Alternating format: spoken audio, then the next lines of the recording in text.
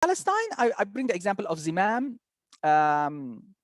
So Zimam is an organization that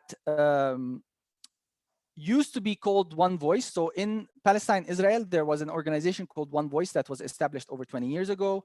And their theory of change is that both people, the majority in both, the majority of Palestinians and the majority of Israelis want a peaceful resolution and believe the two-state solution is the best chance for that. It's not their preferred option, but it's, realistically speaking, is the most likely to achieve peace. But at the same time, the majority of people on both sides believe that the other side does not want it. So they believe that it's the best solution, but they also believe that it's not possible because the other side does not want it. Okay, so One Voice was created to prove that that perception is mistaken, and that in fact there are a group of Palestinians and a group of Israelis that speak in one voice. So they've been doing a lot of people-to-people work. They've been criticized for it, of course, as some of you might know. And as the situation kept getting worse, especially in the last 10 years, they themselves realized that there is far more work to do internally in Palestine and internally in Israel before we do the people-to-people work. And on the Palestinian side, the Palestinian leadership of One Voice was looking into how, in fact, the polarization in Palestine and the internal fighting in 2007 was a far worse danger than the occupation itself. Basically, that if Palestinians, if Hamas and Fatah, people who identify with Hamas, and in fact the tribe of Hamas and the people who identify with the tribe of Fatah, because those allegiances are really tribal and not even political, right? If we are able to kill each other, then we have a much bigger problem than the Israeli occupation, and we need to first, in order to be able to address the Israeli occupation and achieve Palestinian freedom, we need to first, inside Palestine, be able to disagree constructively and not engage in polarizing politics that goes into, I cannot achieve my goals without destroying the other Palestinian faction. So long as that attitude, too many people have that attitude, we are not going to be successful in freeing Palestine and achieving Palestinian freedom and statehood. Therefore, the priority is to work on changing that mindset and be able to disagree constructively. So they've changed into Zimam, and their work is focused on youth and women, but actually they work with all sorts of segments of society. And their point is to build leadership capacity in those groups, but also not theoretically, actually have them have actual campaigns in their villages and their towns. So some of them are working on dealing with transparency in their city hall. Others are working on sustainable use of water in agriculture and whatever. But they're doing it in ways that also build agency. So okay, I'm tooting their horn because I'm on their board as well. But I'm on their board because I actually believe that they're doing the right thing, which is they're working on two levels. One is we need the citizen, like their theory of change is that not enough Palestinians are engaged in politics. The factions and the political parties have hijacked the political process. We need to bring politics back to the people.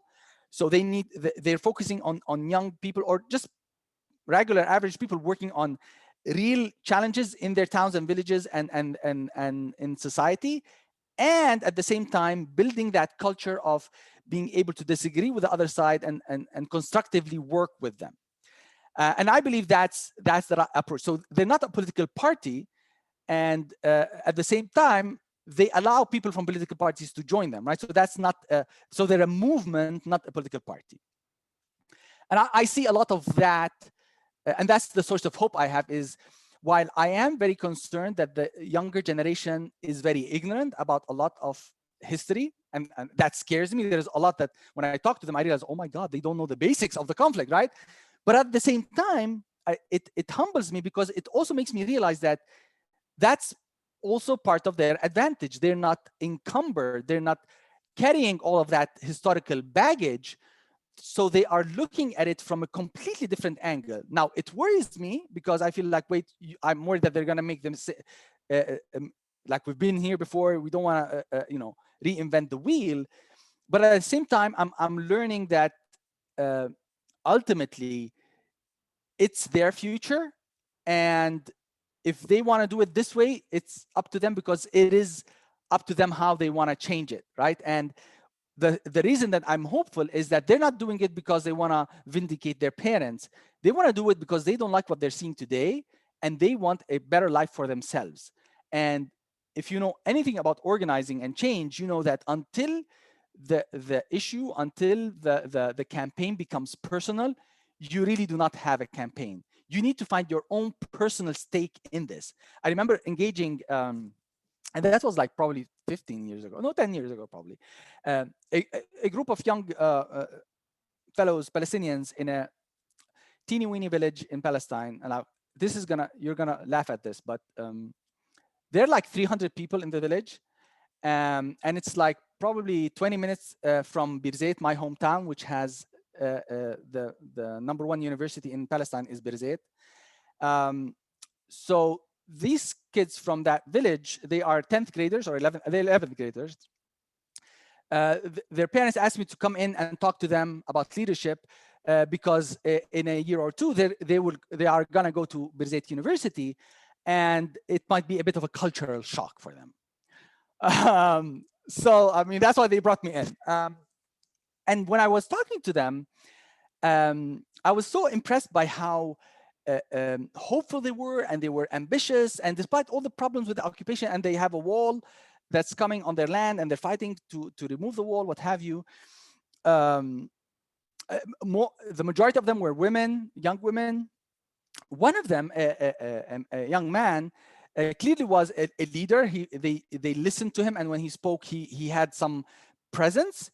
And he started arguing, oh, we need to free Palestine. So I started pushing back on him and asking him these. This is something I also learned from my mentor, Marshall Gantz, is asking those penetrating, probing questions about why. Like, why do you really care about this? And he goes, yeah, because this is what we've been taught by our parents. I thought, okay, so why do you want to do what your parents told you? Oh, because it's our heritage. Okay, so why do you need to protect your heritage? Oh, because it's important. Okay, why is it? I kept drilling and drilling and drilling and drilling, until one point he said, because there is a checkpoint between our village and Ramallah, and I want to be able to go to Ramallah, right? And at that moment, there was this aha moment in the room where, yeah, this is what it's about. It's about freedom. But it needs to be about your personal freedom, right? It needs to not be about, oh, I'm doing this because our family, our heritage, our pride, all of these things are important.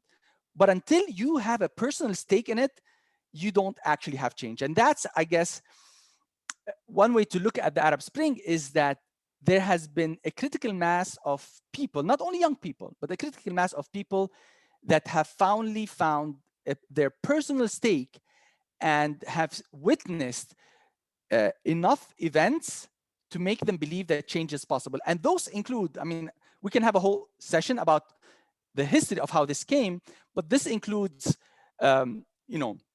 the shock of 67, the shock of 73 wars, the Intifada in the 80s, and then Hezbollah and the Israeli withdrawal from Lebanon, the Iraq war, Saddam, as well as the Cedar Revolution and the revolutions in Iran. So all of these were, and Al Jazeera, the role of Al Jazeera, all of these elements slowly were pieces in making the people that are witnessing all of that start imagining that change is possible, right? And once there's a very good line from the movie Inception. I strongly recommend it. They say nothing is as contagious and resilient as an idea. Once the idea is there, it's there, right? And it's resilient. And that's what's happened with the Arab Spring.